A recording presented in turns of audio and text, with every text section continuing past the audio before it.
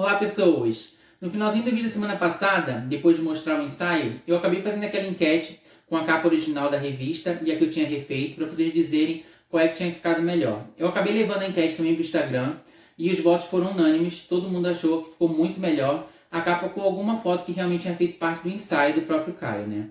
Só que o pessoal também sugeriu de tipo, por que não fazer isso com outras capas da revista? Aí eu queria que vocês dissessem aqui embaixo, quais que vocês lembram tipo, da história da G, que foram capas que vocês não gostaram, que vocês gostariam de ver, tipo, uma repaginada, para eu fazer uma outra enquete aqui para vocês dizerem se é original ou se é que eu tô criando ficou melhor. Comenta aqui embaixo para mim quais que vocês lembram que, tipo, nossa, poderia ter ficado bem melhor, pra gente ver se a gente continua com essa dinâmica, porque realmente foi bem divertido. No vídeo dessa semana, a gente vai estar analisando essa edição aqui, que é com o Marco Mastronelli, e a gente vai estar vendo uma coisa que acontece na vida de muita gente, que é a tal da paixão por heterossexuais. Mas antes de a gente começar esse capítulo, eu vou pedir para vocês descerem aqui, ver se vocês estão inscritos no canal. Se não tiver, se inscreve no canal, deixa aquele like ou vai vendo o vídeo e deixa o like durante o vídeo, ativa as notificações e vamos lá. Projeto Diário Visual, hoje em questão, capítulo 62. Será que você já se apaixonou mesmo por um hétero? Existem tantas questões mal resolvidas até nos entendermos e aceitarmos como homossexuais, que a probabilidade de não termos uma resposta exata sobre esse questionamento pode ser bem grande. Apaixonado pelo melhor amigo, mas ele é hétero, foi o tema de uma matéria que envolvia o relato de diversos homossexuais e suas possíveis paixões impossíveis e a análise de psicólogos e psiquiatras que revelavam o que acaba levando muitos a se confundir, fazendo com que não identifiquem a verdadeira raiz do que está lhes despertando tais sentimentos. Minha psicóloga diz que eu estou procurando alguém que não posso ter pelo medo de envolvimento. Essas paixões por hétero costumam acontecer mais entre jovens que ainda não se identificam como homossexuais e com adultos que já se identificam, mas têm dificuldade de sair do armário ou problemas de aceitação própria, usando como mecanismo de defesa essas paixões para ter um motivo plausível para afirmar que nunca conseguem se relacionar com alguém, justamente por estarem investindo seu tempo e sentimento em causas impossíveis. Na minha época de transição e entendimento da minha sexualidade, enquanto ainda me identificava como heterossexual, eu vivenciei duas situações que se encaixam perfeitamente nas questões desse capítulo. Todos que acompanham aqui, capítulo a capítulo, sabem que eu nunca tive uma boa relação com garotos heterossexuais durante a minha vida. Porém, no início da minha vida adulta, eu encontrei um amigo que me aceitou, que adorava estar comigo e me amava, independente de todo e qualquer julgamento que eu sofria, tanto da sociedade quanto dos próprios membros da igreja, que falavam aos quatro cantos que nós éramos namorados e que namorávamos duas meninas só para disfarçar. As meninas em questão, elas não tinham dúvida a respeito do nosso sentimento por elas.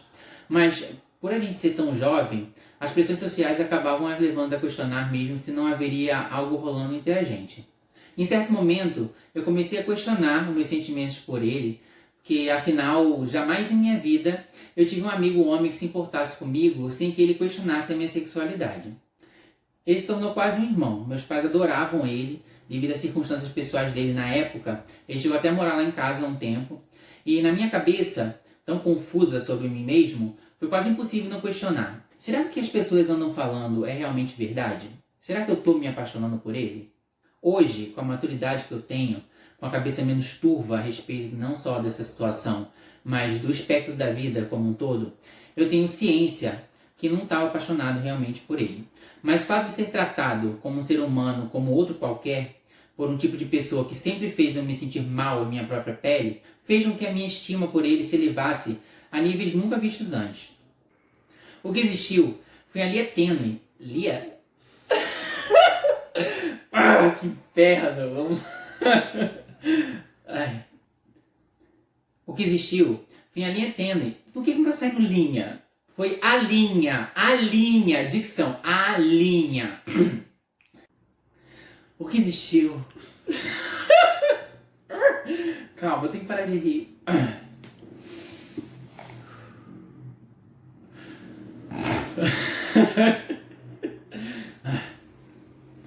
Pior que minha cara tá toda vermelha, tá parecendo um pimentão.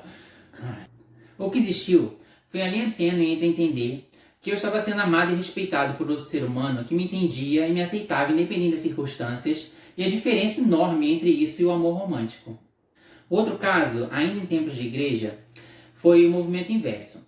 Um outro amigo começou a ter uma estima tão grande pela minha pessoa e a nossa amizade, que em tal momento ele se viu sentindo algo tão forte, além do que ele poderia ou gostaria, né, de entender, que ele transformou tudo em raiva contra a minha pessoa, como se eu fosse o culpado por ele estar identificando o despertar de sentimentos dentro dele que não eram aprovados por ele mesmo, muito menos por seus dogmas religiosos. E assim a nossa amizade nunca mais foi a mesma, chegando ao inexistente. Em vista de fatos similares, o psicanalista Júlio Nascimento ressalta: é muito comum que o apaixonado não tenha aceitado ainda sua homossexualidade e possa estar vendo no amigo a encarnação do ideal heterossexual que ele tem dentro de si mesmo. E também há a hipótese da escolha por objetos impossíveis. Muitas pessoas, por repressão sexual, pela impossibilidade de reunir no mesmo objeto ternura e afeto, ou ainda por angústia em relação à possibilidade do vínculo, apaixonam-se por pessoas com as quais o encontro amoroso é impossível, fato que os protegeria, consequentemente, da angústia associada ao namoro. Se é possível, alguma dica a ser dada sobre essa questão seria exatamente essa. Não tente negar a realidade e se pergunte todo dia: por que eu não posso investir em alguém mais pronto para me amar? É difícil cobrar certas coisas quando se é tão jovem e não temos total conhecimento do mundo e até sobre nós mesmos. Mas um ponto-chave para identificarmos com mais precisão nossos sentimentos em relação a outras pessoas é justamente termos a certeza que conhecemos 100% dos nossos sentimentos em relação a nós mesmos, pois a autoaceitação e o autoconhecimento sim serão a chave para a resposta de muitos dos nossos questionamentos. E agora a pergunta do Rafa. O que você pensa sobre os homossexuais que questionam a sexualidade de heterossexuais afetuosos? Essa pergunta é bem legal, porque eu acho que é um estigma que precisa muito ser quebrado. Porque a gente não gosta de ser estigmatizado. Eu acho que a nossa individualidade, a nossa particularidade é uma coisa que diz respeito a gente. É muito legal quando a gente sai do armário, a gente assume nossa posição, porque a gente acaba dando força para outras pessoas terem a mesma iniciativa e normatizar cada vez mais as nossas vidas. Então, por que a gente não pode normatizar justamente o afeto entre homens? E que isso não tenha nada a ver com sexualidade? Porque a gente tem tanto esse estigma da sociedade heteronormativa, o que acaba levando muitas vezes heteronormativa e machista, que acaba muitas vezes levando até muitos homossexuais até mesmo não serem muito afetuosos, às vezes serem um pouco mais fechados, justamente por ter crescido dentro desse regime de que demonstrar afeto demonstra algum tipo de fragilidade ou coisa parecida. E muitas vezes até os próprios héteros acabam não fazendo isso porque vão me chamar de viado porque eu estou sendo carinhoso com o meu amigo. O problema não está em ele achar que ele vai ser chamado de viado como se isso fosse alguma coisa pejorativa. O problema, justamente, é a sua sexualidade ser questionada por ele estar fazendo algo que seria só um bem a um outro ser humano. E dentro da comunidade homossexual tem muito esse problema. De tipo, ver dois amigos juntos, estão namorando, estão se pegando, estão escondidos, com certeza estão... Por que a gente não consegue aceitar que as pessoas podem ser afetuosas uma com as outras, independente de elas estarem tendo algum tipo de relação sexual? E o fato da gente não normatizar isso faz com que a gente faça com que cada vez mais os homens estejam cada vez menos afetuosos, até mesmo com a gente mesmo, que é homossexual, de tratar a gente com mais carinho, com mais respeito. Porque sempre vai ter aquela confusão, às vezes, na cabeça deles, de que se a gente tratar o homossexual com carinho, eles vão achar que a gente está dando abertura ou está querendo alguma coisa. E esse estigma, às vezes, é criado dentro da comunidade para fora, da gente justamente fazer com os outros que a gente não gosta que façam com a gente, de apontar o dedo e dizer, ele é viado porque ele está abraçando o amigo dele, ele é viado porque ele trata o amigo dele com carinho. E não, gente. Se a gente normatizar cada vez mais esse relacionamento, esse afeto entre homens, coleguismo mesmo, sabe? Tipo, pai com filho, que tem vezes de pai que não é carinhoso com o próprio filho homem porque acha que isso pode ter alguma associação com homossexualidade. E carinho não tem a ver com sexualidade. E enquanto a gente continuar perpetuando esse preconceito de tipo, de tirar pessoas do armário porque elas são afetuosas com outros homens, a gente vai acabar cada vez mais estigmatizando a gente como uma comunidade que procura tanto respeito e entendimento sobre a nossa sexualidade e a gente não respeita a do outro.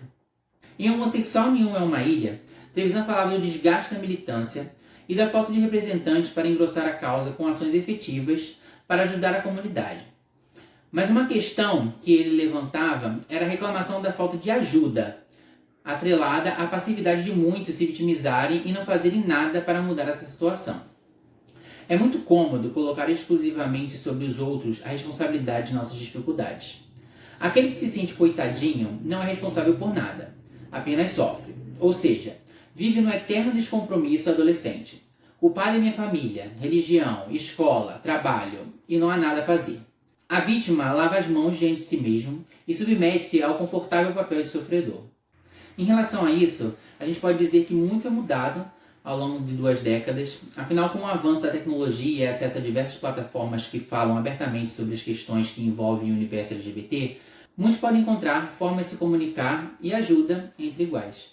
Tanto que um assunto que a gente tratava com frequência, que era sair do armário, mas como, hoje em dia é um tabu que facilmente pode ser conversado e entendido em diversos lugares na internet, fazendo com que esse momento delicado possa ser lidado de forma muito mais racional e com a cabeça mais fria que antigamente.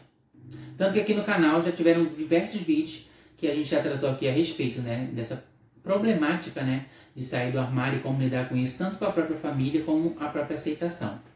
A Nani tricotou com o famoso designer de sapatos natural de São Vicente, Fernando Pires, e a entrevistada dessa edição foi a transformista Silvete Montilla, que deu uma entrevista como Silvio, se mostrando tímido e quieto, completamente o oposto da sua personagem. E por sinal, a Silvete era outra que não gostava muito desse termo drag. Eu não sou drag, sou ator performista.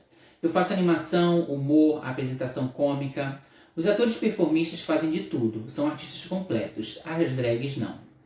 Eu acho que essa definição foi ressignificada com o passar dos tempos, pois não é mais um termo que define o potencial do que pode ou não fazer um artista, mas ela continua usando o termo performista até hoje em suas redes sociais. Nos ensaios, desde a edição anterior, a seção replay virou galeria e continuava trazendo fotos de rapazes que já haviam posado, e nessa edição foi o Jorson Muniz. Na seção fetiche, o carioca de 28 anos, Marcos Paulo, representando aquele vizinho que já foi objeto de desejo de um monte de gente. Em Desejo, outro carioca de Campos de Goytacazes, David Rodrigues, que fez um ensaio incrível numa fábrica abandonada. Na capa, o Marco Mastronelli, que havia participado da Casa dos Artistas junto com o Frota e o Matheus Carriere, e também fazia algumas participações especiais como ator em produções televisivas. Ele já havia posado para Playgirl americana e outras revistas do gênero, mas demorou para aceitar a posar para G, justamente por ela ter uma proposta diferente das outras. Creio eu, por precisar de direção, ou até mesmo por ser voltada, né, para o público homossexual. Pelas redes sociais, dá pra ver que ele parece não ter mudado muito ao longo desses anos. E assim a gente termina mais esse capítulo. A gente acabou falando no vídeo dessa semana sobre famigerada paixão por héteros, né?